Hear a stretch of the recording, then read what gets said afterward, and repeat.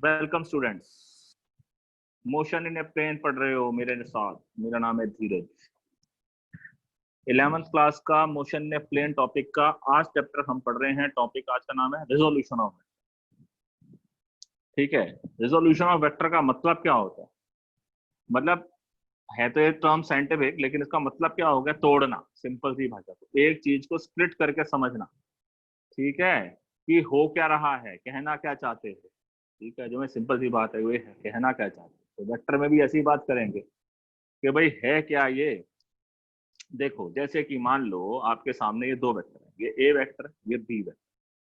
ठीक है, ए वेक्टर कुछ इस दिशा में जा रहा है, बी वेक्टर कुछ इस दिशा में जा रहा है। लेकिन मेरे को जो है ना, मेरे को कुछ ऐसा वेक्टर चाहिए जो यहाँ से रिजल्टेंट जो है वो इतना फोर्स खींचे। मतलब फोर्स के भाषा में समझाऊं ना तो जरा जल्दी समझ में आता है। मान लो कि जैसे ये एक फोर्स है और कहना चाह रहा हूं मैं कि एक फोर्स इधर की तरफ जा रहा है और एक फोर्स इधर की तरफ जा रहा है, और मेरे को कुछ ऐसा फोर्स चाहिए इस जगह पर जो इस तरफ फोर्स जाए। लेकिन मेरे पास दो फोर्स जो अवेलेबल हैं वो ये है, एक ए वेक्टर फोर्स है और एक बी वेक्टर फोर्स। सो मैं कैसे बनाऊंगा इसको? तो मैं काम करता हूँ, ये जरूरी नहीं है कि पूरे का पूरा ए का ए ही मेरे को उठाना पड़े। मेरी बात को समझो, ये जरूरी नहीं है कि ए का ए ही उठाना पड़े। आप ध्यान से देखो, मैंने यहाँ पूरा ए का ए नहीं उठाया है। समझ रहे हो मेरी बात? मैंने सिर्फ छोटा उठाया है। क्लियर? तो हो सकता है कि मेरे को इस साइड में ये जो रिजल्टेंट निकालना है, नेट आंसर ये चाहिए किसी भी तरीके से। मेरे पास अवेलेबल क्या है? अवेलेबल मेरे पास दो प्रकार से फोर्स है, एक ये है और एक ये है। दो दिशा में फोर्स लग सकता है। ठीक है, तो अब इसको मैं बढ़ा घटा सकता हूँ। तो मैंने क्या कर दिया, इसको मैंने कुछ डायरेक्शन यही रहेगी, समझो मेरी बात, डायरेक्शन नहीं बदलेगी लेकिन मैग्नीट्यूड बदल जाएगा। ठीक है, लेट्स से ये अगर मान लेते हैं 5 न्यूटन है तो इसी डायरेक्शन में 5 का 6 भी कर सकता हूँ, 7 8 9 10 11 12, 5 से कम भी कर सकता हूँ, 2 3 4 5।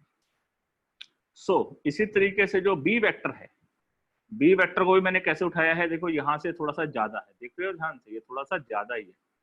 लेकिन मेरे को इस रिजल्टेंट को निकालने के लिए मेरे को इतना बड़ा बी नहीं चाहिए था, मेरे को उसमें से थोड़ा सा बी चाहिए था। इसलिए मैंने एग्जांपल बड़ा सोच समझ के लिखा है कि जो यहां से लेकर यहां तक है ये सब कुछ मल्टीप्लायर है। ए वेक्टर का कोई मल्टीप्लायर है। देखो, मल्टीप्लायर कैसा मतलब होता है? देखो, एक बात को समझो, जैसे कि अगर मैं किसी वेक्टर है, मतलब 5 है, 5 को अगर आप 3 से मल्टीप्लाई करोगे तो ये 15 हो जाएगा, बढ़ जाएगा। अगर आप 5 को हाफ से मल्टीप्लाई करोगे तो ये 2.5 हो जाएगा, ये घट जाएगा। तो अल्टीमेटली बात क्या है? अल्टीमेटली बात यह है कि मल्टीप्लायर्स कैसा है, जो मल्टीप्लायर है ये इस मैग्नीट्यूड को क्या कर देगा, चाहे तो छोटा कर देगा या बड़ा कर देगा। ठीक है, सो दिस वेक्टर, मैंने क्या करा, ए वेक्टर का कुछ मल्टीप्लायर लिया, कोई भी नंबर होगा, 1.5 2 2.5 वटएवर। इसका भी ऐसे किया, बी का भी किया, वो इस डायरेक्शन में किया, सो दैट कि रिजल्टेंट मेरा ये आ जाए। तो रिजल्टेंट वेक्टर क्या होगा? मेरे को प्रैक्टिकल सी बात बताओ, वो क्या होगा? Lambda times of A vector plus mu times of B vector. तो resultant vector is equal to this. Triangle law लगाया, सिंपल, कोई मुश्किल नहीं। अब बात करते हैं orthogonal triads of the unit vector. What do you mean by unit vector? देखो, जैसा मैं आपको बताता हूं, ये आपको 3 डायमेंशन फिगर समझ में आ रही होगी कि ये मेरी एक्स एक्सिस है, ये सामने मेरी वाई एक्सिस है, ये जेड एक्सिस है। अच्छा, आप एक बात को समझ जाओ, ऐसा कोई फिक्स रूल नहीं है कि जो है ना यहाँ पर जेड एक्सिस ही होगी। कभी मैं यहाँ ये तो एक्स ही लिखता हूँ, लेकिन कभी इसको मैं वाई लिख देता हूँ, इसको जेड लिख देता हूँ, कभी इसको एक्स लिख के इसको जेड, इसको वाई लिख देता हूँ। It does not matter. Tension लेने की कोई जरूरत नहीं है इसके अंदर कि आपने ये कभी क्या कर रहे हो, कभी क्या कर रहे हो, गलत सलत पढ़ा रहे हो, नहीं। ठीक है, कोई फर्क नहीं पड़ता इस चीज से, रेफरेंस की बात है ना। अब मैं आपको बताना चाह रहा था, ये बात आपको मैंने बात पीछे भी बता चुका हूँ, लेकिन फिर थोड़ा सा खोलते हैं हम बात को कि अगर आप एक वेक्टर बनाते हो बच्चों, ठीक है, ये ग्राफ बनाते हो, कहाँ की बात कर रहा हूं मैं? 9th क्लास 10th क्लास की। तो आप समझदार हो, आपने क्या करते थे, यहाँ पर 10-10 का इंटरवल होता था, ग्राफ के अंदर 10-10 की स्ट्रेट लाइन बनी होती थी।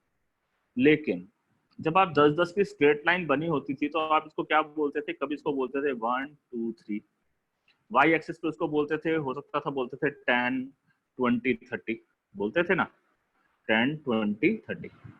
अब जब इस प्रकार से आप बोलते थे तो आप यहाँ पर एक चीज कर देते थे, क्या, अपनी सहूलियत के हिसाब से, कि जहां पर जो 10 लाइनें थी, याद करो ग्राफ पे छोटी छोटी 10 लाइनें थी, तो 10 लाइनों को आप एक बोलते थे। यहाँ पर 10 लाइनें हैं जो टोटल, इसमें से दो डिस्टेंस बिटवीन दो लाइनों को एक बोलते हो, यहाँ पर 10 लाइनों के डिस्टेंस को एक बोलते हो। इस वाले क्वेश्चन में क्या कर रहे हो आप, 10 लाइनें जो हैं उन दोनों में दो लाइनों के बीच के डिस्टेंस को एक बोलते हो। कई बार आप इसको 100 लिख देते थे, 200 लिखते थे, 300 लिखते थे स्टैटिस्टिक्स वाले क्वेश्चन में, ठीक है। तो वहां पर क्या होता था, यहाँ पर 10 लाइनें होती थी, अब मैं बहुत पतली पतली पतली पतली 100 लाइनें बना दूंगा, तो दो पतली लाइनों के बीच में जो डिस्टेंस होगा वो 1 यूनिट होगा। तो अब हमने यहाँ क्या देखा कि एक्स एक्सिस पे 1 यूनिट अलग होगा, वाई एक्सिस पे 1 यूनिट अलग होगा। सेम भी हो सकता है। सेम कब होगा, देखो सेम आपको हो जाएगा, ये लो एक्स एक्सिस पे भी 1 2 3 है, वाई एक्सिस 1 2 3 है, मतलब दोनों का 1 यूनिट सेम है, यहाँ से लेकर यहाँ तक 1 यूनिट, यहाँ से लेकर यहाँ तक 1 यूनिट, ठीक है। तो ये सेम हो भी सकता है, ये सेम नहीं भी हो सकता, ठीक है। तो अब आपको अगर ग्राफ को, अगर मैंने मान लो इस पॉइंट को यहाँ पर प्लॉट करना है, ये पॉइंट है, चलो ऐसे पूछता हूँ मैं आपसे 3,2, तो ये ग्राफ है, तो कैसे जाओगे 3,2 पे, पहले एक्स पे 3 स्टेप्स जाओगे, 1 2 3, समझ रहे हो ना, आप किधर से गए हो, लेफ्ट से राइट गए हो इतने स्टेप्स, फिर आप क्या करोगे 2 स्टेप्स ऊपर जाओगे, 1 2, तो point is here. Now I made the graph. कैसे, सबसे पहले आप इधर गए हो, यहां से लेकर यहां तक, इधर से इधर तक गए हो, ठीक है, पहले इधर गए और फिर आप इधर से इधर गए, ठीक है ना। तो सो रिजल्टेंट आप पॉइंट आप बन गए यहाँ पर। तो आप एक्स एक्सिस पे क्या गए हो, एक्स एक्सिस पे आप गए हो, आप बोलोगे इसे मैं पढ़ा हूं सर 3 यूनिट। वाई एक्सिस पे क्या हुआ है, वाई एक्सिस पे आप गए हो 2 यूनिट। और आपने जो ये पॉइंट है, इस पॉइंट का, इस कोऑर्डिनेट का नाम क्या देते थे, याद करो 3,2, ठीक है, ये तो देते थे। नाउ अब इसको वेक्टर में कैसे लिखेंगे, वेक्टर में लिखेंगे बच्चों 3,2 को कैसे लिखेंगे, वेक्टर में हम ऐसे लिखेंगे इसे कि मैं 3 एक्सिस, 3 तो 3 यूनिट्स एक्स एक्सिस पे चला, तो 3 इंटू आई कैप, आई कैप लिख देता है। आई कैप लिखने से क्या होता है कि आई कैप जो है वो यूनिट वेक्टर है कहाँ का, एक्स एक्सिस का। फिर कहाँ चला, कहाँ चला, दो यूनिट चला वाई एक्सिस पे, तो 2 इंटू जे कैप। तो जो पी पॉइंट हुआ, ये ओ से, ये ओरिजिन से ही ज्वाइन करा है ऑफिशियली हमने, तो मैंने कलर थोड़ा सा चेंज करना था, तो ओ से ही ज्वाइन किया हुआ है। तो आपका सबसे पहले आप कहाँ पर गए, ये ओ, ये ए, ये पी, तो आप यहाँ वेक्टर को आप देखो तो आपको क्या बना है, O A vector plus A P vector is equals to O P vector. Clear है ना, ओ से ए पे गए, ए से पी पे गए, is equal to O P vector. तो जो भी आप पॉइंट प्लॉट करते हो वो ओरिजिन से ऐसी लाइन बनाकर चलता है। ये बात मेरी समझ में आ गई आपको। सो लाइन कैसी बन रही है, यहां से लेकर यहां तक, ओ से लेकर पी तक। नाउ ओ ए वेक्टर क्या है, ओ ए वेक्टर है 3i स्क्वायर, ए पी वेक्टर है 2j स्क्वायर, ये बन गया ओ पी वेक्टर। क्लियर, बड़ी आसान सी बात। तो आई स्कैप जे स्कैप से अब कोऑर्डिनेट के अंदर, कोऑर्डिनेट ज्योमेट्री के अंदर मैं इसको पॉइंट बोलता था, और वेक्टर की भाषा में ये जो 3i और 2j है असली में ये पॉइंट ही तो है, लेकिन वेक्टर से हमको ये समझ में आ गया कि पहले हम लेफ्ट से राइट आए या फिर ऊपर गए हैं, तो टोटल मिलाकर हम इस पॉइंट पर पहुंच गए बस। तो ये बात असली में यही रिप्रेजेंट करता है, समझ गए। तो 3, अगर अब आपको ये समझ में आ गया कि अगर मैं कोई वेक्टर को लिखता हूँ 2i square 3i square plus 2j square, तो आपको समझ में आ जाएगा। अगर मैं ऐसे लिखता हूँ, लेट से कोई और वेक्टर है ओ क्यूब वेक्टर, तो उसको लिखता हूँ -3i square plus 6j square plus 2k square, ऐसे लिखता हूँ मान लो, तो क्या होगा, तो आपको समझ में आ जाएगा। चलो पहले भी 2k नहीं, पहले इतनी बात करते हैं। तो ये क्या है, 3i square minus x axis के माइनस डायरेक्शन में 3 गए, 6 ऊपर गए, ठीक है। अब अगर ये तो हो गया एक्स एक्सिस और वाई एक्सिस के लिए, अगर जेड एक्सिस भी हो, लेंथ और ब्रेड्थ के साथ हाइट भी आ जाए, तो यहाँ पर एक यूनिट वेक्टर एक जेड एक्सिस का भी हो सकता है, वो होगा, मान लेते हैं 5 होगा, तो 5 इंटू के स्क्वायर। क्लियर, मेरी बात समझ में आ गई। सो तो ओ क्यू वेक्टर जो हो गया वो आपका 3 डायमेंशन में इस प्रकार से हम इसको लिख सकते हैं। ठीक है, असली में कोऑर्डिनेट क्या होगा, -3,6,5। ठीक है, -3,6,5। अगर वैसे बोलूं तो भी आप इस पॉइंट को देख के भी समझा सकते हो। पहले -3 एक्स एक्सिस पे जाओ, फिर वाई एक्सिस पे 6 स्टेप्स जाओ, फिर 5 स्टेप्स जेड एक्सिस पे जाओ, यही तो समझा सकते हो। ठीक है, तो इसे हमने वेक्टर में लिख दिया तो समझ में आना आसान हो गया। डन। नाउ तो यूनिट वेक्टर हमने एक्स एक्सिस का क्या नाम दे दिया, आई स्क्वायर, वाई एक्सिस के लिए जे स्क्वायर, इसके लिए के स्क्वायर। नाउ ये तीनों वेक्टर एक दूसरे को परपेंडिकुलर है, एक्स वाई जेड तीनों एक दूसरे को परपेंडिकुलर है, और इसका जो यूनिट है, जो इसका मैग्नीट्यूड है वो 1 यूनिट है। ये बात मैं पहले भी डिस्कस कर चुका हूँ कि 1 यूनिट मतलब इसका मैग्नीट्यूड 1 यूनिट है। अब वो 1 क्या है पता नहीं है, सुनो मेरी बात। जैसे कि यहाँ पर पहले बात करो, ये हो सकता है 1 किलोमीटर हो, ये 1 मीटर, ये 1 सेंटीमीटर हो, लेकिन है तो 1 यूनिट ही ना, तो रहेगा वो 1। आगे वो उसकी वैल्यू क्या है, यूनिट क्या है, 1 kilometre, 1 nautical mile, 1 astronomical unit, कुछ भी है, लेकिन वो है क्या, 1। समझ गए मेरे बच्चों? तो इसलिए इनका ये इसका मैग्नीट्यूड 1 है, लेकिन मैग्नीट्यूड का साइज डिफरेंट हो सकता है। जैसे 1 सेंटीमीटर भी 1 सेंटीमीटर है, 1 मीटर वो 1 मीटर है। अब क्या 1 मीटर और 1 सेंटीमीटर जो है क्या वो लंबाई में बराबर है? नहीं, लेकिन उसको अगर मैग्नीट्यूड बोलेंगे तो कितना है, वो कितना है, 1, वो 1 है। ठीक है, चलो अब बात करते हैं कुछ इस प्रकार से। तो मैंने ये क्या चीज लिख रखी है आपके लिए, इसको हम थोड़ा सा डिलीट कर देते हैं। सो एक वेक्टर लिखा है, जैसे मैंने अभी आपको बताया है कि अगर किसी एक वेक्टर को आप ऐसे प्लॉट करोगे, और इस वेक्टर का नाम दे दिया मैंने ए, ये वेक्टर जो है वो एक्स एक्सिस से थीटा एंगल पे है। देखो ये मैं आपको बात बता रहा हूँ, ये बड़ी बेसिक्स और बड़ी इंपॉर्टेंट बात है। यही आपके फिजिक्स को आसान कर देगी और मुश्किल कर देगी। आपको विजुअलाइज हो गया, ये टॉपिक बहुत आसान है। विजुअलाइज नहीं हुआ तो कितना याद करोगे? आप रोज ही पढ़ते हो, इतनी सारी बातें हम आपको बता देते हैं। तो अभी तो चैप्टर 2-2, 3-3 ही खत्म हुए, जब 15-16 की बात आएगी तो कैसे याद होगा?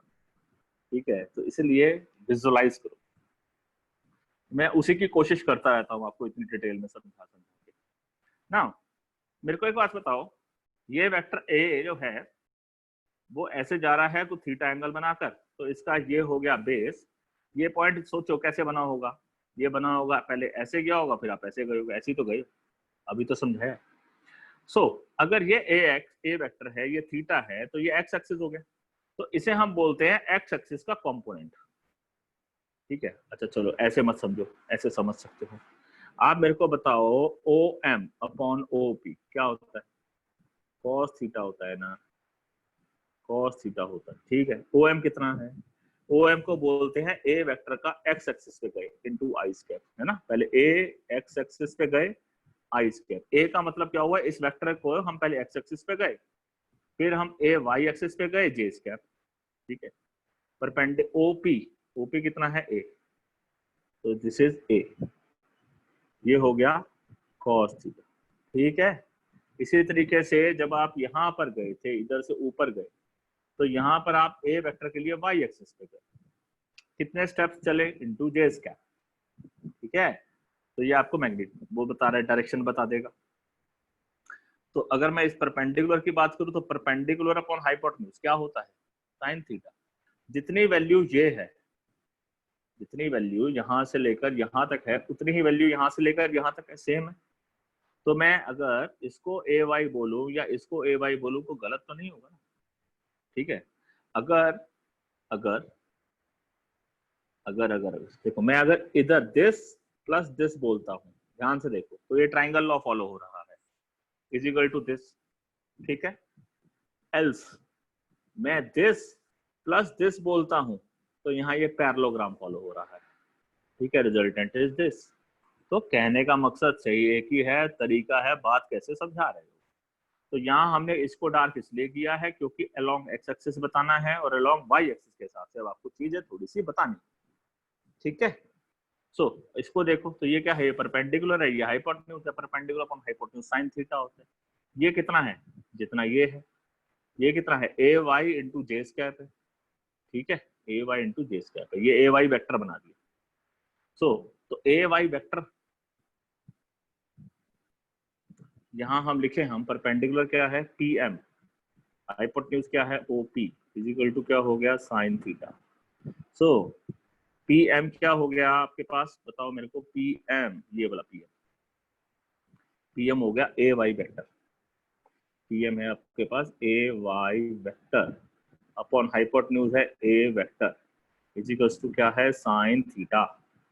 ठीक है, AY वेक्टर कैसे निकलेगा, AY को इंटू जे स्कैप में जाना है। AY तो आपका मैग्नीट्यूड हो गया, ठीक है, जैसे हमने यहाँ नीचे बताया था आपको AX मैग्नीट्यूड हो गया अलोंग एक्स एक्सिस का, इंटू आई स्कैप आई की डायरेक्शन में जाना है, मतलब एक्स एक्सिस की डायरेक्शन में जाना है। तो AY J cap upon A vector is equals to sine theta. Now अगर मैं यहाँ पर AY J cap is equals to क्या होगा vector A into sine theta, left side को देखूं मैं AX I cap is equals to vector A into cos theta. ठीक है, क्या किया, ये इसको इससे मल्टीप्लाई कर रहा है, इसको इससे मल्टीप्लाई कर दिया यहाँ पर। Now squaring both side and add, squaring both side and add, तो लेफ्ट साइड पे स्क्वेयरिंग बोथ साइड करके लिखूं तो मेरा क्या बन जाएगा, ये AX स्क्वायर आई स्क्वायर, ठीक है, इन प्लस AY का square J square is equals to A square cos square theta plus A square sine square theta. यहाँ तक बात समझ में आ गई। नाउ A स्क्वायर अगर आप कॉमन ले लोगे तो क्या बचेगा, cos square theta plus sign square theta. इसका मतलब क्या होगा, A स्क्वायर इंटू 1 हो जाएगा। AX स्क्वायर, आई स्क्वायर का मतलब है आई का मैग्नीट्यूड कितना होता है 1, 1 का स्क्वायर कितना होता है 1। AY स्क्वायर, J क्या है, J यूनिट वेक्टर है, इसका मैग्नीट्यूड क्या होगा, J है इसका यूनिट मैग्नीट्यूड क्या होगा 1, 1 का square is 1। So this becomes AX square plus AY square is equals to A square. Done. Normal सी बात है, इसमें कौन सा मैंने अब नॉर्मल बात बता दी, perpendicular square plus base square is equal to hypotenuse square. Simple सी तो मैथमेटिक्स लगाई है, कौन सी हाई फाई साइंस लगाई है। फिर आपको tan बीटा बताना होता था, याद है, तो tan बीटा, तो यहाँ पर है tan थीटा, तो tan theta is equal to perpendicular है AY, बेस है AX। ठीक है बच्चों, मुश्किल तो नहीं है, आसान है। आगे बढ़ते, दो डायमेंशन की बात करें तो देखो आप फटाफट समझते हैं, ये एक्स आई स्क्वायर, ठीक है, और ये वाई जे स्क्वायर। ये कोई वेक्टर है एक्स वाई पॉइंट जो हॉरिजॉन्टल पे एक्स एक्सिस गया है और वर्टिकल पे वाई एक्सिस गया, वाई डिस्टेंस गया, सही है। सो अब क्या होगा कि एक्स स्क्वायर, ये बेस हो गया x square plus Y square is equal to are square, ऐसे ही कर सकते हैं, सेम बात ही मैंने लिखी हुई है। ठीक है, 2 डायमेंशन में अगर जे है तो 3 डायमेंशन में क्या होगा, X square plus Y square plus Z square is equal to are square. ये हम पहले भी, पीछे हमारा एक न्यूमेरिकल आया था, उससे मैंने आपको बहुत अच्छे से डिटेल डिस्कशन कर दी थी। ठीक है, आप यहाँ देखना चाहते हो तो देखो, देखो सबसे पहले ये मैंने एक 3D फिगर बनाई है, क्यूबॉइड बनाया हुआ है। तो सबसे पहले आप एक्स एक्सिस पे आओगे, देखो पहले आप इस कर्सर को देख करके रहो, सबसे पहले आप कहाँ आए, ए एक्स पे आए, फिर कहाँ आए, इस पे आए, इस एक्सिस पे आए, ए जेड पे आए, ठीक है, फिर आप कहाँ गए, ऊपर गए, लाइक दिस। अब समझ आई मेरी बात। तो इस तरीके से आप आर पॉइंट पर पहुंचे हो, लेकिन आप ओरिजिन से कैसे डिस्टेंस पर आ गए हो, ऐसे।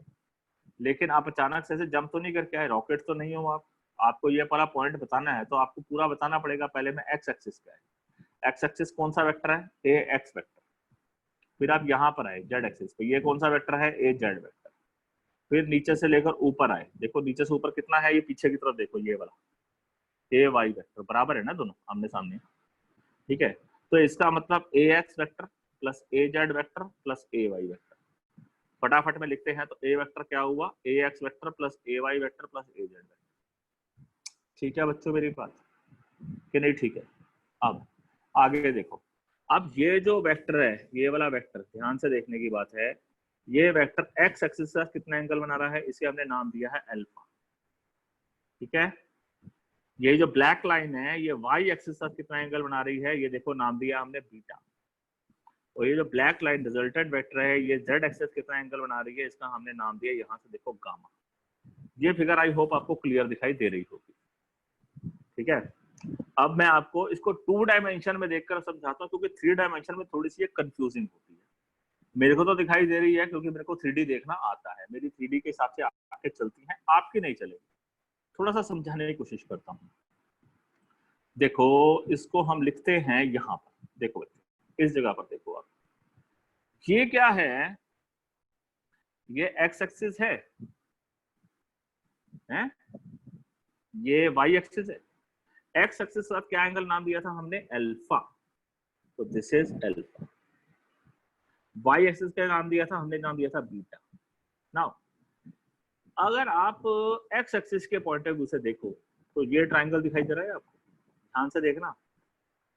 तो बेस क्या है इसमें, ये वाला बेस है एक्स, हाइपोटेन्यूज क्या है आर। ठीक है, तो x upon r is equals to cos alpha, base upon hypotenuse is cos alpha.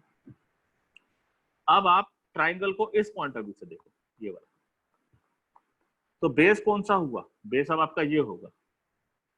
याद करो मैंने आपको बताया था बेस कौन सा होता है, जहां पर एक साइड परपेंडिकुलर होता है एक साइड एंगल होता है। तो this is base upon hypotenuse is cos कौन सा है, बीटा। सो ऐसे ही हो गया y upon r is equals to cos beta. अब थोड़ा सा आप थोड़ा समझदार हो कि अगर z एक्सिस का होगा तो उसका क्या बनेगा, z upon r is equals to cos gamma. ठीक है बच्चों, अब स्क्वायरिंग बोथ साइड करते हैं ना। तो स्क्वायरिंग बोथ साइड करें, ये वाला क्वेश्चन बेटा, एक दो क्वेश्चन है जो आपको बिल्कुल यूनिकनेस आते हैं।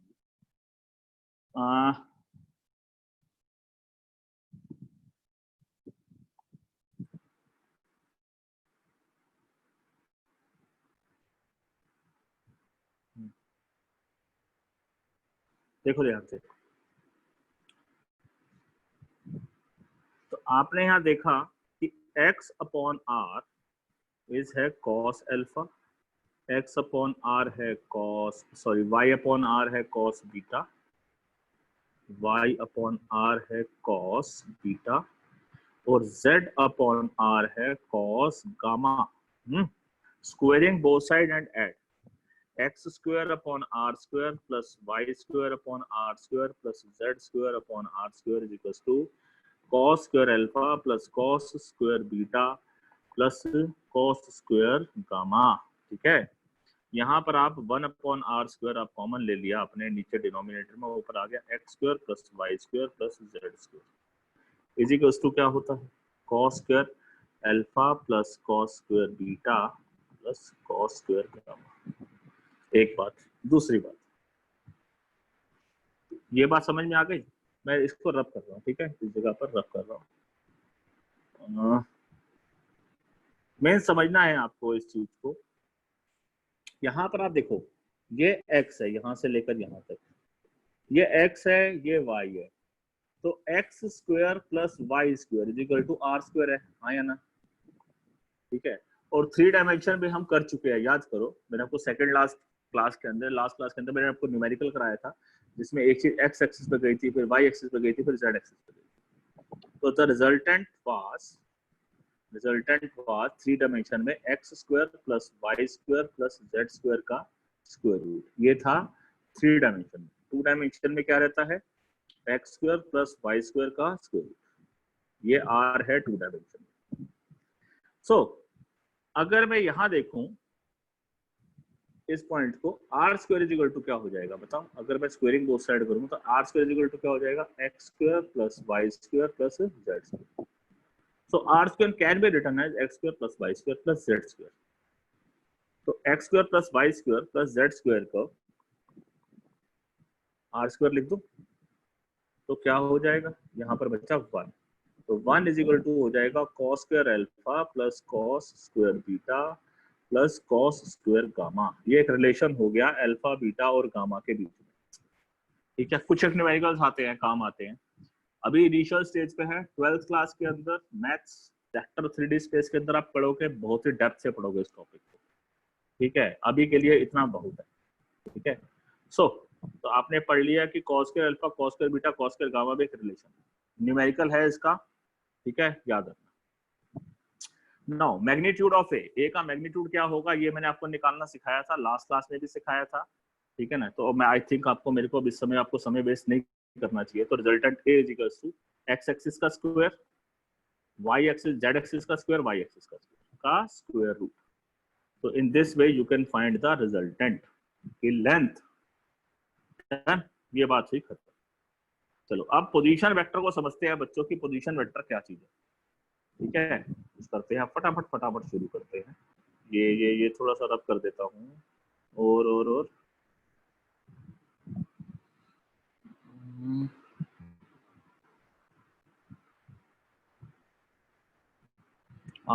आज टाइम नहीं मिला मुझे प्रिपेयर करने का होमवर्क आपका।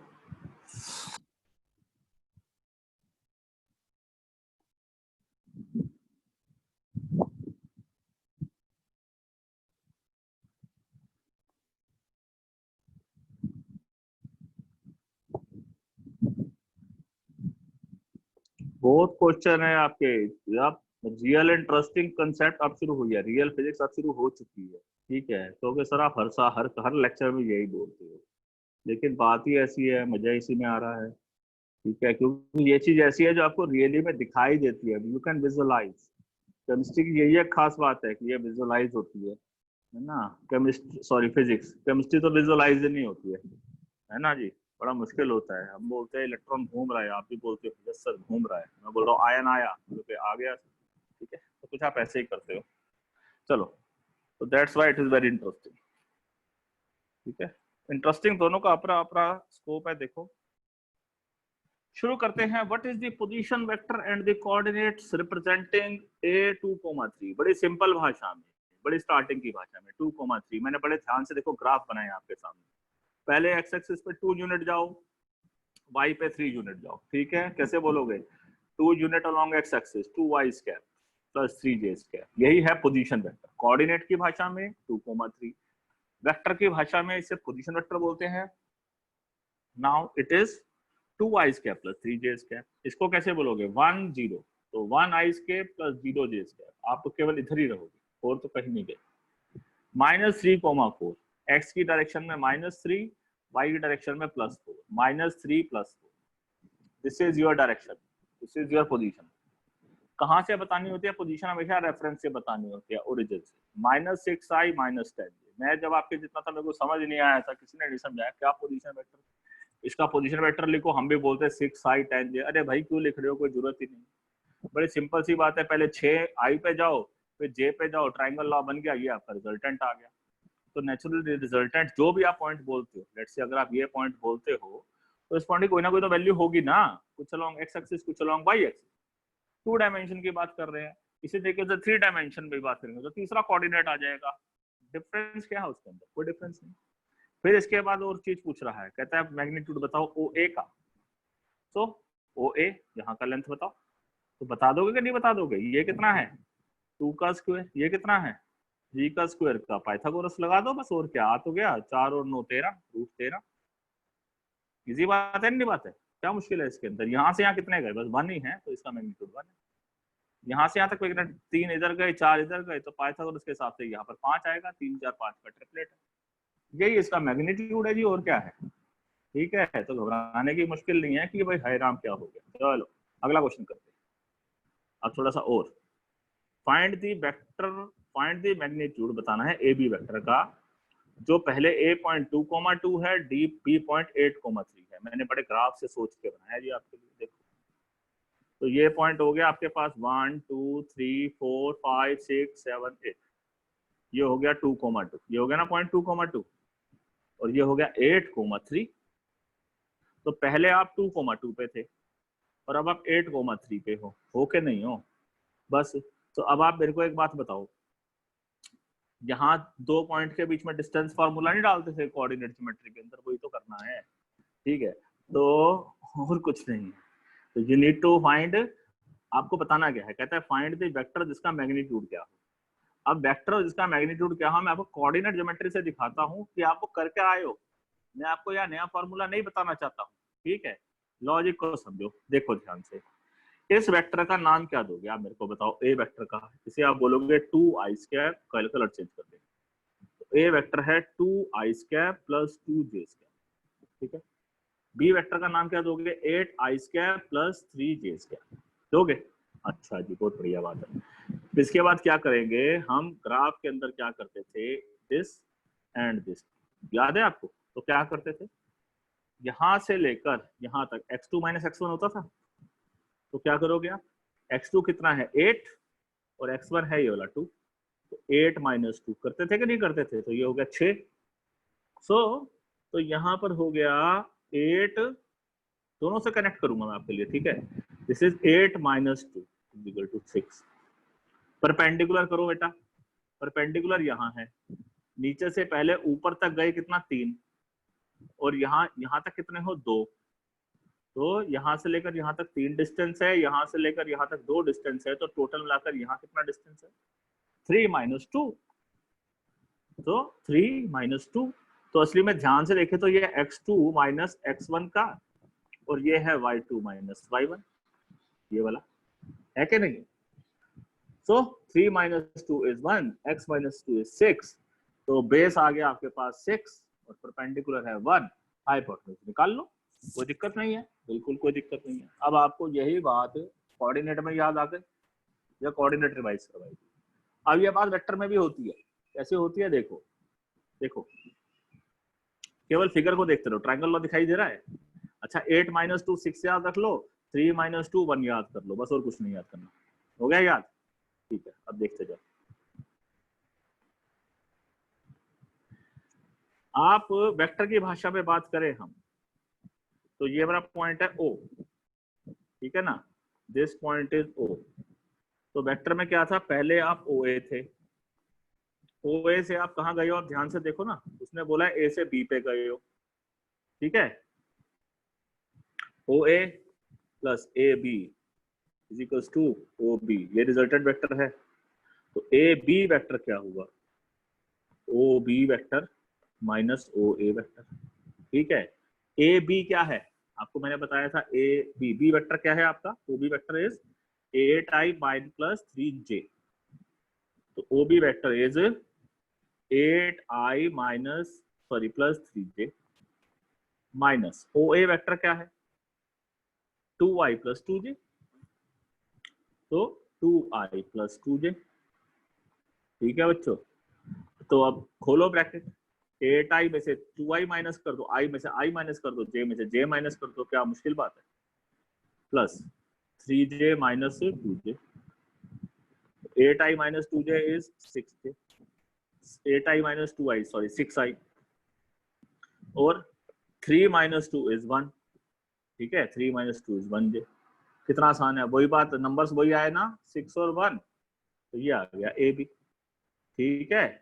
अब इसके बाद मैं इसका मैग्नीट्यूड निकालना चाहूँ तो किसी भी वेक्टर का मैग्नीट्यूड कैसे निकाला जाएगा, x square plus Y square का स्क्वायर रूट, लॉजिक समझो तो हाइपोटेन्यूज से तो निकाला है आपने, समझ गए नहीं समझ गए, तो पहले तो आपने वो पोजीशन वेक्टर बना लिया, ऐसे ट्रायंगल बना लिया, ये वाला नंबर और ये वाली वैल्यू निकाल ली जो यहाँ लिखी है आपने, और उसके बाद जब आप ये निकाला असली में आपने ये वाला हाइपोटेन्यूज निकाला है, डन, तो ए बी की लेंथ आ गई आपके पास, कितनी आसान थी, समझ आ गई मेरी बात आपको, ये क्वेश्चन यही था। Now find the vector A B जिसका मैग्नीट्यूड, जिसके इनिशियल पॉइंट ए है और बी पॉइंट ए। अब आप समझदार हो, अब आप परेशान नहीं कर सकते आप, ठीक है। अब फटाफट हम करते हैं, देखो आप इसको ऐसे लिखोगे सीधा, ओ A vector, O A vector क्या होगा, I cap plus 2j cap minus 1k cap, O B vector, समझ गए ना मैं ओ ए क्यों लिख रहा हूँ, देखो ध्यान से, फिर दोबारा नहीं समझाऊंगा, ए पॉइंट का जो भी लिखोगे तो ऐसे लिखोगे 2i square plus 2j square, अगर आप 3 डायमेंशन में होगा तो 1i square plus 2j square minus 1k square. O B vector को कैसे लिखोगे, is 3i square plus 2j square plus 2k square, आपको क्या निकालना है, आपको निकालना है डिस्प्लेसमेंट वेक्टर। डिस्प्लेसमेंट का मतलब ए से लेकर आप गए हो बी पर, ए से लेकर बी तक। अब इसका एक बड़ा आसान तरीका बताता हूँ, बी जहां से जहां गए हो, ए से गए हो बी पर, तो बी है फाइनल, ए है इनिशियल। फाइनल माइनस इनिशियल करना होता है। यहाँ भी देखो अपने आप यही आया था, मैं बोलूं या ना बोलूं, यहाँ अपने आप ही ओ बी आ गया था पहले, अपने आप ही इनिशियल वाला पॉइंट पीछे आ गया था। यहाँ चाहे हमने ट्राइंगल लॉ यूज किया था, लेकिन ये अपने आप यहाँ पर आ गया था। ठीक है, ये फाइनल पॉइंट था। तो ए बी में देखोगे कभी भी तो B is the final, A is the initial. इसी में भी बात छुपी हुई है, बी माइनस ए करना। ठीक, तो आपने ओ ए ओ बी लिख लिया, तो ए बी निकालना है तो कैसे निकालोगे, अब तो याद हो गया होगा, समझ गया हो, ओ B vector minus O A vector लिख देना। तो this is 3i plus 2j plus 2k में से माइनस कर देंगे बेटा हम i plus 2j minus k। ठीक है, तो ये आ गया आपके पास 2i प्लस 0j और माइनस k है तो प्लस 3k। फिर आपको मैग्नीट्यूड निकालना है, तो मैग्नीट्यूड कैसे निकालोगे इसका, A square plus B square plus C square का स्क्वायर रूट। तो मैग्नीट्यूड भी आ गया आपके पास, 4 और 9 13 का रूट। यूनिट नहीं मालूम है, मीटर मीटर नहीं मालूम, तो ऐसे लिख दो यूनिट, बस। मजेदार है। ओके, अब एक चीज आ रही है बहुत बहुत important, find a unit vector parallel to the resultant vector this. पहले इन दोनों का रिजल्टेंट वेक्टर निकालो। तो पहले तो आप इसका रिजल्टेंट वेक्टर निकालो। रिजल्टेंट वेक्टर क्या है, vector A plus vector B, इन दोनों का रिजल्ट करके लिख दो, जोड़ते जाओ।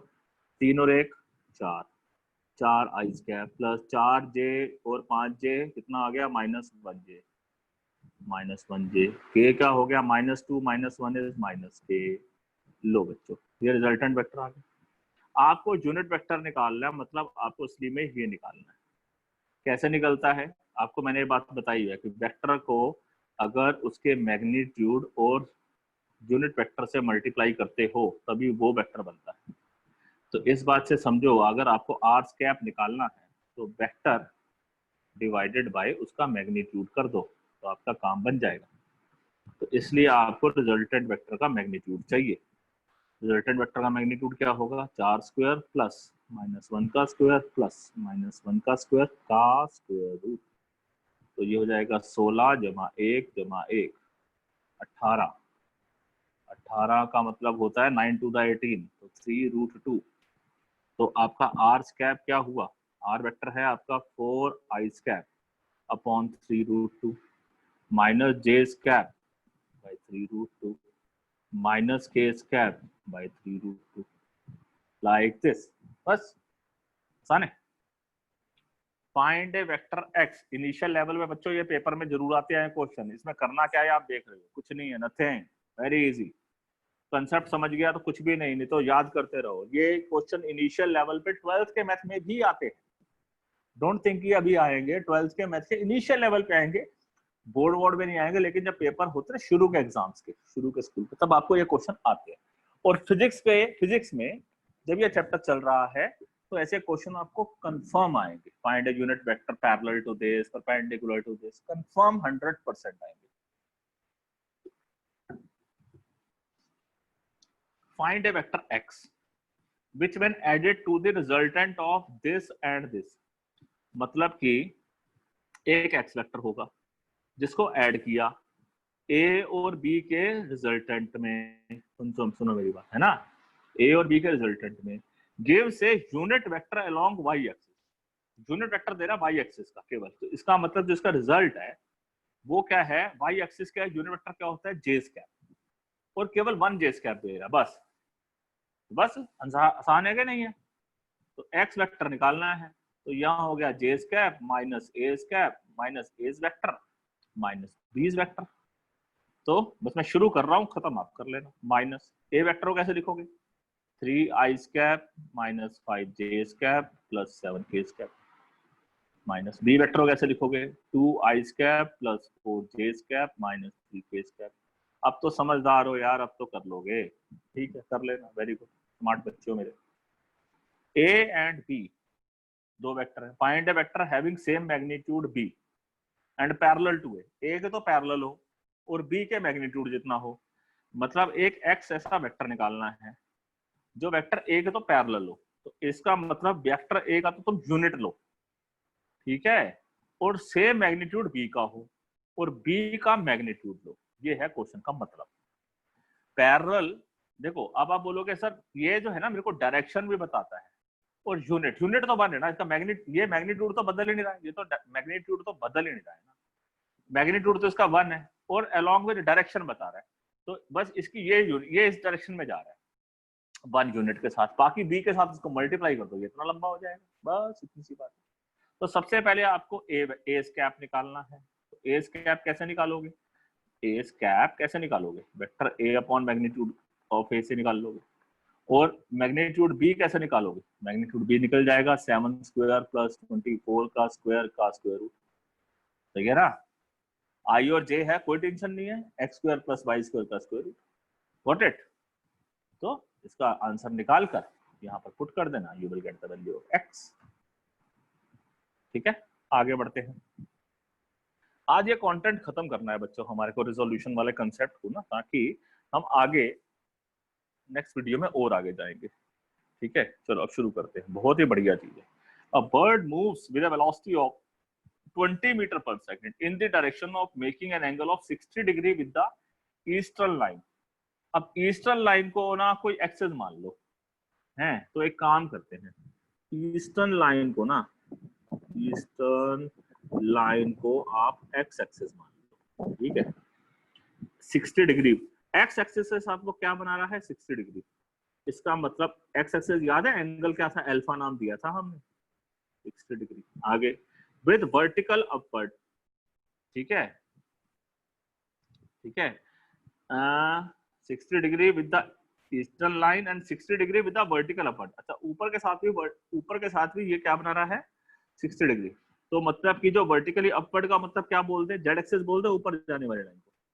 तो वर्टिकल अपवर्ड जो लाइन है वो हो गई मेरी जेड एक्सिस, और ऊपर वाली का नाम दिया था हमने, पहला था अल्फा, फिर बीटा, फिर गामा, तो ये गामा एंगल के साथ भी 60 डिग्री बना रहा है। इस वेक्टर को जो है रेक्टेंगुलर फॉर्म में लिख कर दिखाओ। तो ये रेक्टेंगुलर फॉर्म में लिखने के लिए क्या चाहिए होता है, देखो मैं बताता हूँ। वेक्टर आपको लिखना है मेरे बच्चों ऐसे, vector a is equal to, मांग रहा है वो क्या, a x i cap plus a y j cap plus a z k cap, इस फॉर्म में मांग रहा है आंसर। ए एक्स क्या था याद है, बेस है ए, तो base upon hypotenuse cos alpha, तो base is equal to hypotenuse cos alpha, याद आ गया। ए एक्स, ए वाई क्या होगा, A cos beta into J square plus A cos gamma के स्क्वायर। यहां तक बात समझ में घुस गई। इसके बाद अब आपको कॉस अल्फा तो मालूम चल सकता है, कॉस अल्फा तो मतलब कि कॉस 60 डिग्री, कॉस 60 डिग्री मतलब √3/2, ठीक है। ये भी कॉस गामा भी जो हो गया वो √3/2 हो गया। लेकिन कॉस बीटा कहां से निकालोगे, तीनों चीजें चाहिए, 3 डायमेंशन की बात है, फॉर्मूला यूज करना पड़ेगा। पढ़ाया था cos square alpha plus cos square beta plus cos square gamma equal to 1 होता है। तो कॉस अल्फा कितना है, √3/2 का स्क्वायर प्लस कॉस बीटा आपको पता नहीं है, कॉस गामा √3/2 का square is equal to 1। So this becomes cos square beta is equals to 1 minus, ये क्या हो गया 3/4, ये भी 3/4, तो 1 minus 3/4 minus 3/4 कितना हो गया, 4 minus 6 1/2, तो टोटल आ गया मेरे पास 1/2 cos बीटा। तो cos beta is equals to, अरे एक मिनट, cos 60 की वैल्यू मैं गलत लिख रहा हूँ ना, cos 60 should be, cos 60 should be 1/2, मैं sin 60 लिख रहा हूँ, sorry, it is 1/2, it is 1/2। सो यहाँ पर हमने कर दिया गलत। तो यहाँ पर होगा 1/2 का square plus cos square beta plus 1/2 का स्क्वायर इज इक्वल्स टू 1। तो 1/4 plus 1/4 plus cos square beta is equals to 1, इसका मतलब cos square beta is equals to 1 minus 1/4 minus 1/4 cos beta is equal to 1/2 का root. ठीक है, तो cos beta आ गया बच्चों आपके पास। अब ए क्या है, मैग्नीट्यूड वेक्टर, वेक्टर मतलब जिस डायरेक्शन में जा रहा है, जिस डायरेक्शन जा रहा है वो था 20, ए है आपका 20, तो आप 20 cos अल्फा कितना लिखोगे, आपके पास था 1/2 आई स्क्वायर प्लस 20 cos बीटा आया 1/√2 जे स्क्वायर प्लस cos गामा तो पहले ही हमने निकाल लिया था 1/2 into 20 into k square. So this becomes 10 I square plus, यहाँ देखो मैं रैशनलाइज कर रहा हूँ, √2 से मल्टीप्लाई √2 से डिवाइड, तो ये बन जाएगा 20√2/2, 2 से 2 कैंसिल, ये कैंसिल होगा, 10√2 आ जाएगा। तो this will be 10√2 J square plus 10 के स्क्वायर।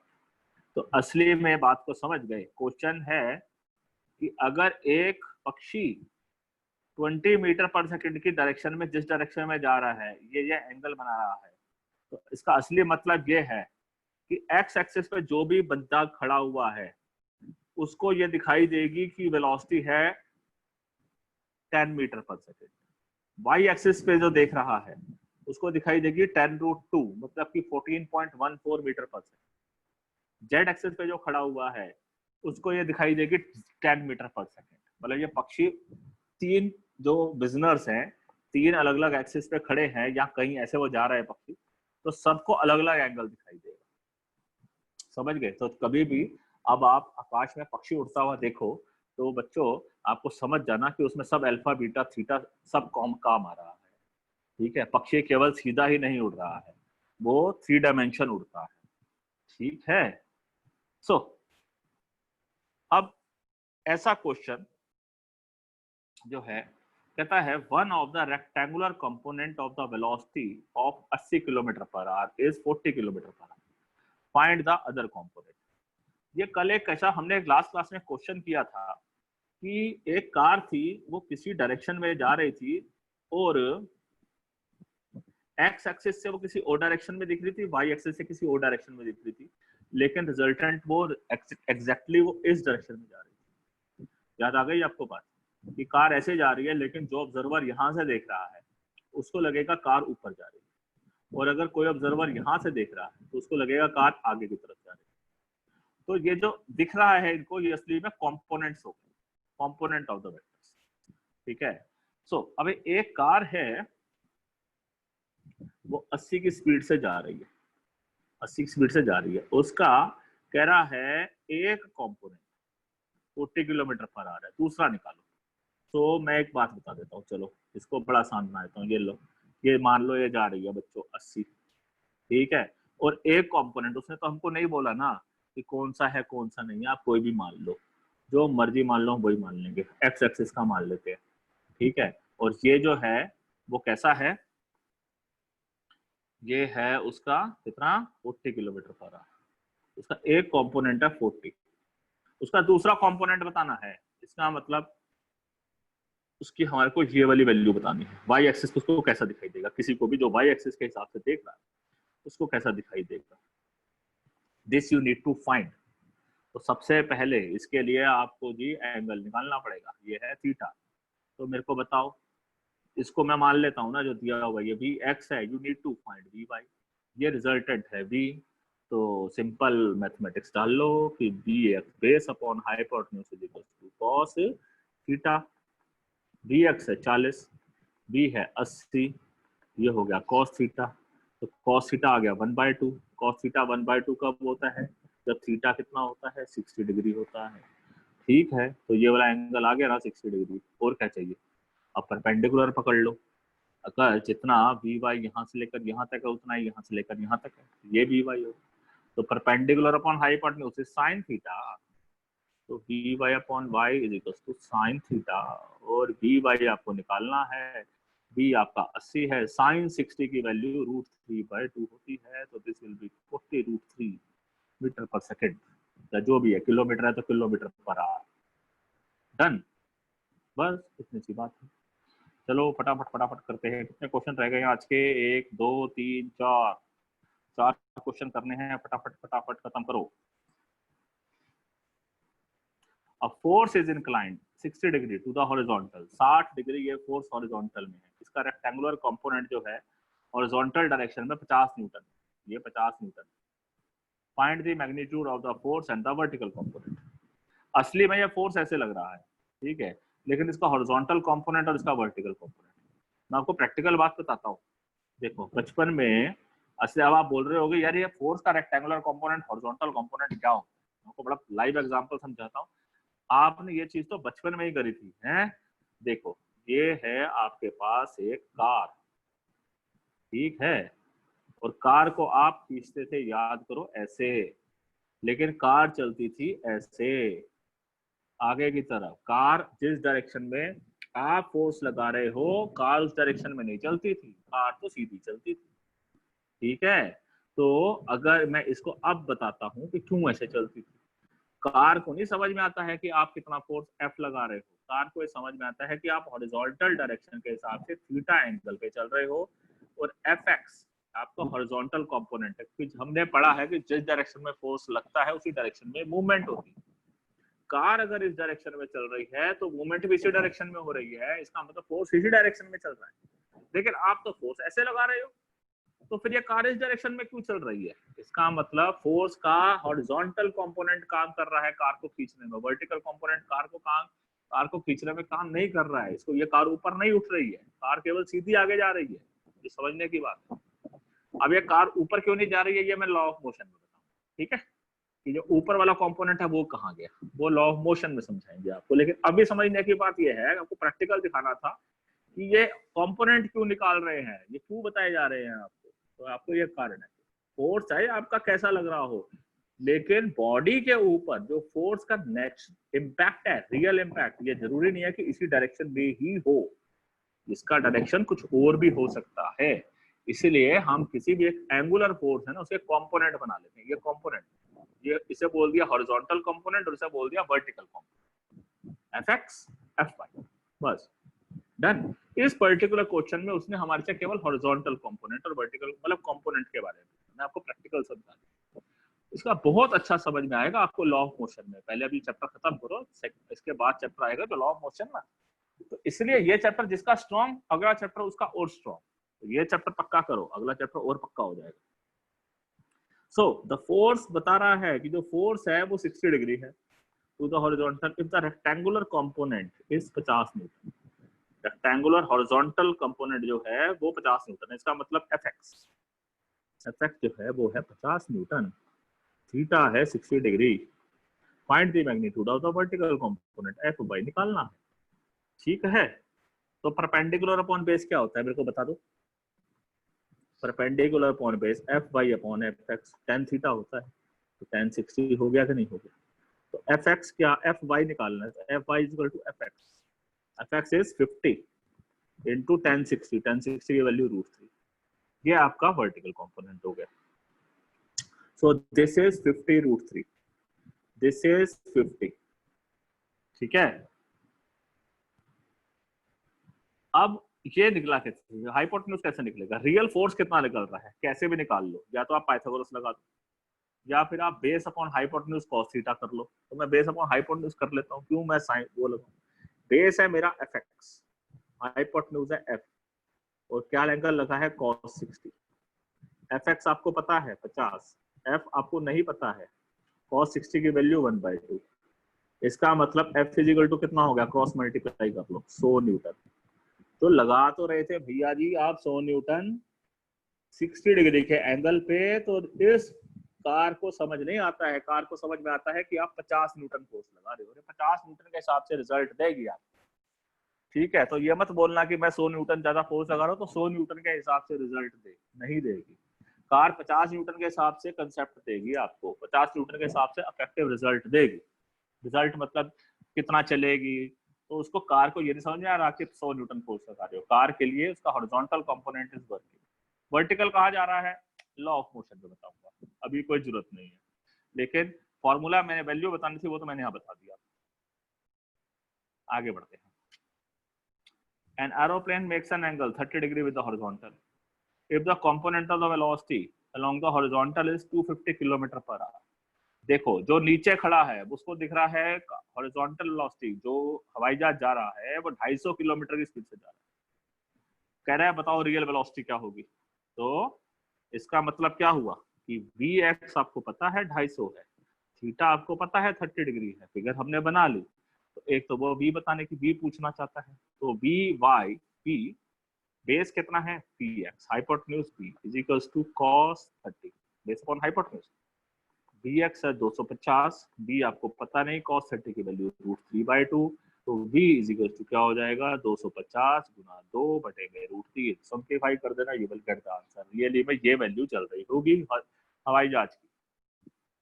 ठीक है बच्चों, कोई दिक्कत तो नहीं है। तो फिर उसका वर्टिकल कंपोनेंट ही पूछ रहा है। अच्छा बड़ा बदमाश है, सारे क्वेश्चन पूछ लेगा। Vy perpendicular upon hypotenuse, perpendicular upon base कर लेते हैं, Vy अपॉन Vx। ठीक है, ये Vy मतलब ये Vy है ना, तो Vy upon Vx perpendicular upon base is equal to tan 30। तो tan 30 ठीक है, बेसिक ट्रिगो है, कोई हिट एंड ट्रायल नहीं है, जैसे मर्जी लगा लो, बस बुद्धि खुली होनी चाहिए। नहीं नहीं ट्रिगो की खुलती तो पाइथागोरस लगा लो। Vx आपके पास 250 और tan 30 की वैल्यू होती है 1/√3। लो, तो इसका यह मतलब है जो आदमी यहां से देख रहा है हवाई जहाज को, उसको देखेगा हवाई जहाज 250/√3 की वेलोसिटी से सामने आ रहा है। जो यहां से देख रहा है नीचे से, उसको दिख रहा है कि हवाई जहाज जो है वो 250 किलोमीटर की स्पीड से सीधा जा रहा है।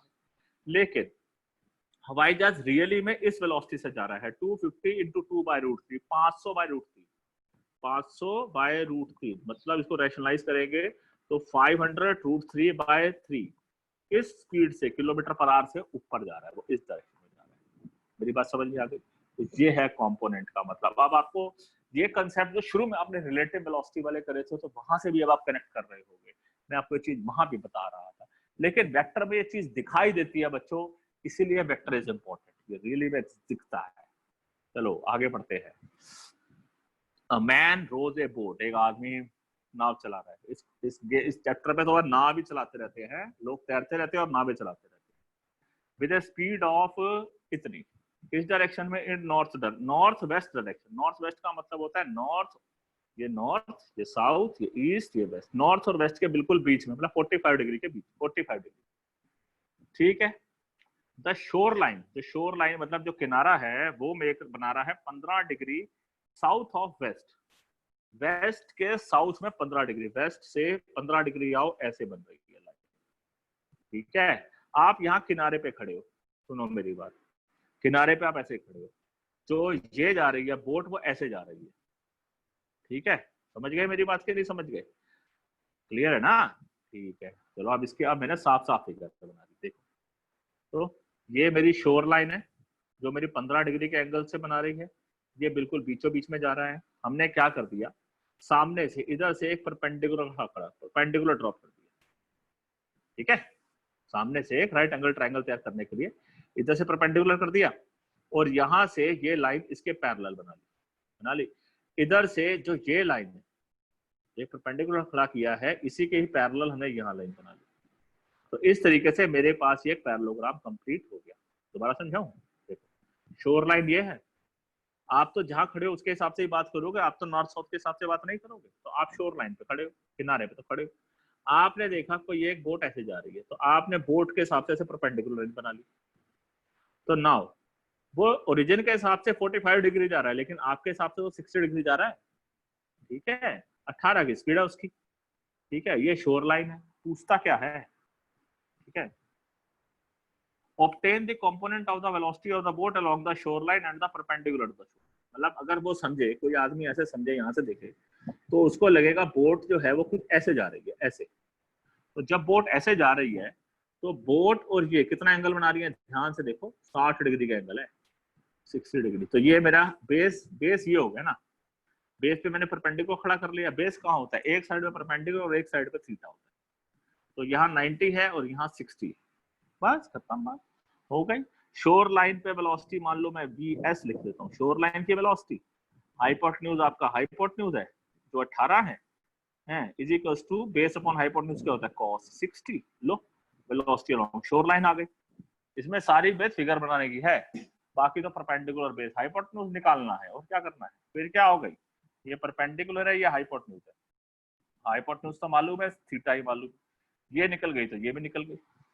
तो v shoreline, v shoreline upon v 18 जो है is equal to sine 60 degree निकाल लो। तो वी शोरलाइन परपेंडिकुलर वाले रीजन से, आपका परपेंडिकुलर कंपोनेंट समझ में आ जाएगा आपको। क्लियर, कितने रह गए, last question, very good. So one of the बहुत बढ़िया बढ़िया क्वेश्चन किया आज हमने इसके, ठीक है ना। चलो एक क्वेश्चन और करके इस टॉपिक को हम देते हैं, निपटाते हैं। बढ़िया, बहुत बढ़िया क्वेश्चन है ये, ठीक है। दो बिलियर्ड्स की बॉल्स हैं, they are rolling on a flat table, they are rolling on a flat table. One has velocity component bx बता रहा है ये, और by ये। मतलब बॉल तो लॉजिकली ना, बॉल वो कहता है बॉल तो ऐसे जा रही है, ठीक है, लेकिन मैं ना आपको बता देता हूँ कि vx क्या है। तो कहता है उसका vx जो है ना वो है आपका 1 और इसका vy है वर्टिकल कंपोनेंट, ये आपका है कितना, √3। ठीक है बच्चों, ये वाली गेम जहां तक समझ में आ गई। फिर एक जो दूसरी बॉल है उसका ux है 2 और uy है 5, मतलब उसकी वेलोसिटी कुछ हो रहा है, इसको uv से मत लेना, ठीक है, वो अलग है, वो अलग है, इसलिए u उसका नाम u ले लिया, एक का नाम v ले लिया। चलो तो ये हो गया मेरा क्या, ux कितना है, ux है मेरा 2 और uy है 3, uy है ऐसे बनाओ और ये हो गया 3, ठीक है। ये uy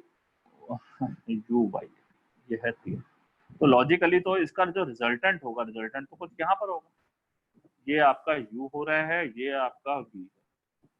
कह रहा है if both ball start from moving the same point, तो इनके बीच का एंगल बताओ। अरे भाई साहब, ये तो कैसा क्वेश्चन इसने पूछ लिया। कोई दिक्कत नहीं है जी, देखो आप, बड़ा आसान बात है।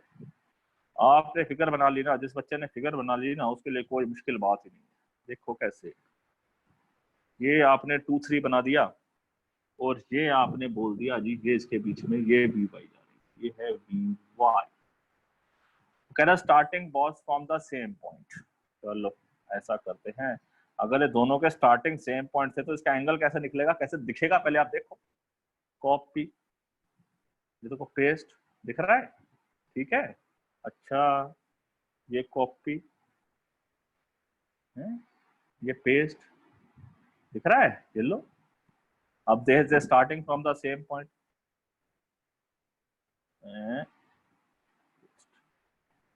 ये both starting from the same point. Now दिख रहा है कि नहीं दिख रहा है, इन दोनों के बीच में एंगल है कि नहीं है, बताओ बताओ। एंगल है ना, कर दोगे ना। चलो तो हम एक काम करते हैं, पहले इसका एंगल निकालते हैं, फिर इसका एंगल निकालते हैं, एक दूसरे में से माइनस कर देंगे और क्या, सही है ना, सही। चलो निकाल लो, पहले इसका एंगल निकाल लो, इस वाले का, इस वाले का एंगल निकाल लो। ये एंगल कितना है, tan थीटा निकाल लो आप इसका, tan थीटा 1 निकाल लो। Perpendicular upon base, perpendicular √3 base है 1, परपेंडिकुलर √3 बेस है 1, perpendicular upon base tan theta, तो थीटा कितना है, समझदार हो भाई, 60 डिग्री है। दूसरी बात, अब ये वाला पकड़ लो आप, दूसरे वाला, यहाँ पर tan थीटा 2, ये थीटा 2, परपेंडिकुलर कितना है 3, बेस कितना है 2, तो 2 है 3 2 है, 2 है, दिस इज 2 मैंने यहाँ 3 2 लिख दिया, कोई बात नहीं, समझ तो आ गया ना आपको। तो थीटा 2 परपेंडिकुलर 2 बेस 2, तो कितना आ गया, थीटा 2 कितना आ गया, tan थीटा 2 इज 1, तो थीटा 2 आ गया 45 डिग्री। तो इसका मतलब ये हुआ कि जो लाल वाला है, ये फिगर हमारी कुछ ऐसी होगी, लाल वाला होगा 60 डिग्री पे और ये नीले वाला होगा 45 डिग्री पे, दूसरे वाला। तो इन दोनों के बीच का एंगल बता दो कितने डिग्री का हो गया, आसान सा तो है, 15 डिग्री का, समझदार तो हो यार आप। डन।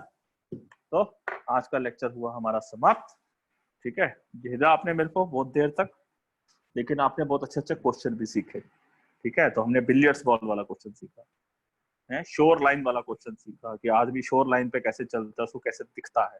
कभी आप समुद्र किनारे जाओ और आप इसको समझ पाओगे वहां पर। कि हो क्या रहा है। आपको लगेगा अचानक बोट जाएगी और एकदम गायब हो जाएगा, आपको पता ही नहीं चलेगा।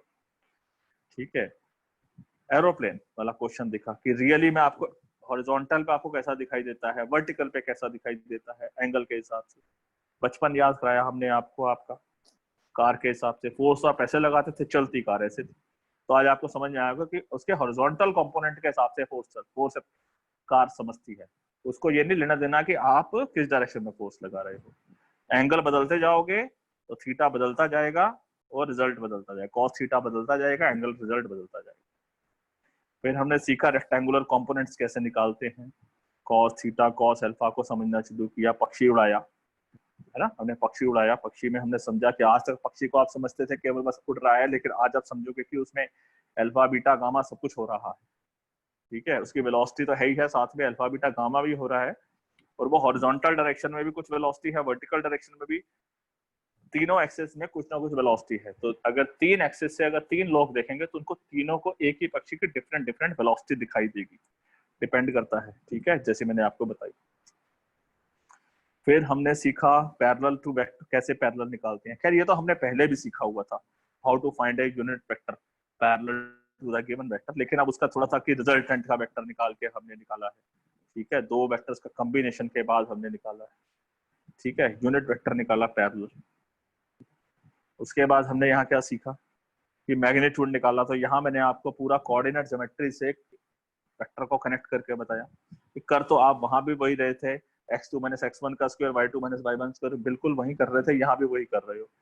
तो मैं अगर नहीं दिखाता और मैं सीधा फॉर्मूला बताता तो मेरी कॉन्शियस अलाउ नहीं करती है।